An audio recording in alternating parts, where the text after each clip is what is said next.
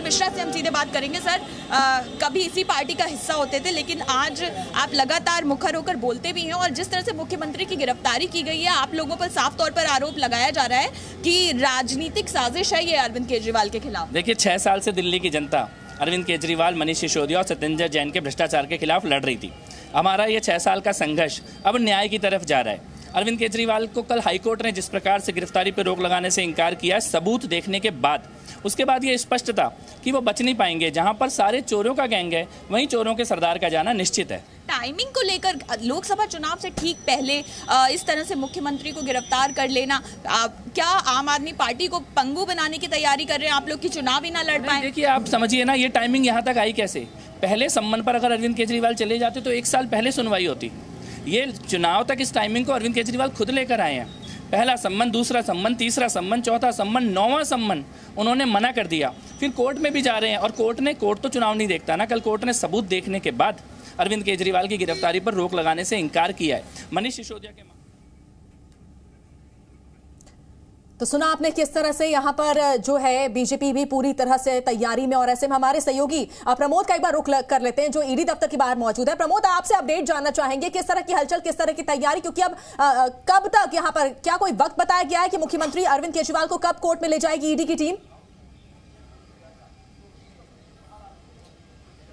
देखिए, अरविंद केजरीवाल को 10 बजे के बाद 10 और 11 बजे के बीच में जो ईडी की टीम है वो राउज एवेन्यू कोर्ट ले जा सकती है। और फिलहाल इस पूरे इलाके में धारा 144 लगाई हुई है। तमाम जो रास्ते हैं वो बैरिकेड लगा के बंद कर दिए गए हैं और अभी लॉकअप में अरविंद केजरीवाल को रखा गया है। अरविंद केजरीवाल से फिलहाल कोई अभी पूछताछ नहीं हो रही है। जो पेपर वर्क है ईडी की तरफ से वो किया जा रहा है ताकि जो रिमांड पेपर है वो कोर्ट में दाखिल किए जा सके और जो ग्राउंड्स होते हैं रिमांड के वो कोर्ट को बताया जा सके कि उन्हें अरविंद केजरीवाल की रिमांड की ज़रूरत क्यों है। ऐसी क्या जानकारियां जो है वो अरविंद केजरीवाल से निकाली जानी है, क्योंकि अरविंद केजरीवाल ने जांच में सहयोग नहीं किया, इसीलिए कस्टोडियल इंट्रोगेशन के लिए उनको गिरफ्तार किया गया था और उनको ईडी अपने साथ लेकर आई थी। और अब कोर्ट में पेश करने के बाद जब उन्हें रिमांड पे लिया जाएगा तो के कविता भी ईडी की कस्टडी में है, तो दोनों को आमने सामने बैठाकर भी पूछताछ की जाएगी। एक लंबी सवालों की फेहरिस्त ईडी ने बनाई हुई है इस पूरे आबकारी घोटाले को लेकर, क्योंकि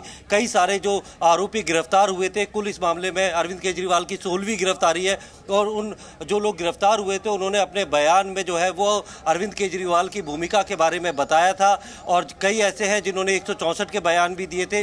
कई सारी मनी ट्रेल के बारे में ईडी को पता लग गया था। ईडी ने वो मनी ट्रेल के बारे में सुप्रीम कोर्ट को भी बताया था और सुप्रीम कोर्ट ने भी अपनी ऑब्जर्वेशन में माना था कि 338 करोड़ की मनी ट्रेल साबित करने में जो ईडी है वो कामयाब रही है। और ऐसे में जो पैसा था वो चुनावों में खर्च हुआ था। आम आदमी पार्टी को 6% कमीशन जो है वो दिया जा रहा था, जो 6% से 12% कमीशन किया गया था, उसमें 6% सीधे तौर पे रूट होकर जो है वो आम आदमी पार्टी के पास आ रहा था और आम आदमी पार्टी के संयोजक अरविंद केजरीवाल है। ऐसे में चुनावों में जो पैसे का इस्तेमाल हो रहा है उसकी जानकारी अरविंद केजरीवाल को ना हो, ये हो नहीं सकता। इसलिए अरविंद केजरीवाल से पूछताछ करनी ज़रूरी थी। पिछले साल अक्टूबर से लगातार ईडी जो है वो समन भेज रही थी और कहीं ना कहीं अरविंद केजरीवाल को इस बात का अंदेशा था कि उनकी गिरफ्तारी हो सकती है। मनीष सिसोदिया की गिरफ्तारी के बाद पिछले साल सीबीआई ने भी अरविंद केजरीवाल से पूछताछ की थी। पूछताछ करने के बाद उन्हें जाने दिया गया था, लेकिन चूंकि पीएमएलए केस में जो पैसे की जो जांच है, यानी मनी लॉन्ड्रिंग की जो जांच है वो ईडी कर रही है और वो पैसा किस तरीके से रूट होकर किस चैनल से आम आदमी पार्टी के अकाउंट में गया था या फिर कैश हवाला के जरिए पैसा गया था और उस पैसे का इस्तेमाल जो प्रोसीड ऑफ क्राइम जिसे कहते हैं उसका गोवा और पंजाब के चुनावों में इस्तेमाल किया गया था। तो कहीं ना कहीं इस पूरी पॉलिसी को बनाने के अंदर जो क्रिमिनलिटी आई थी, जो कॉन्स्पिरेसी रची गई थी और उसमें जो करप्शन हुआ था और उससे जो पैसा आया था उसकी जाँच ईडी कर रही है।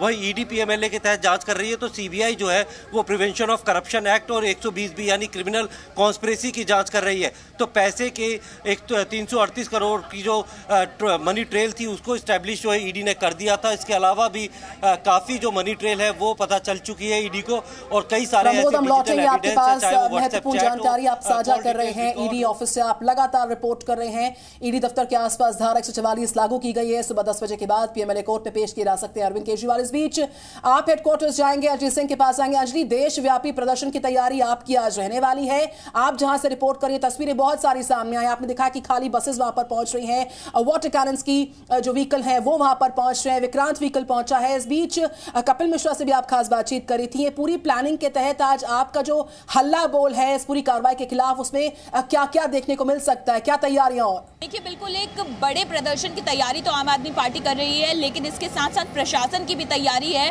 कि कोई प्रदर्शन ना होने पाए।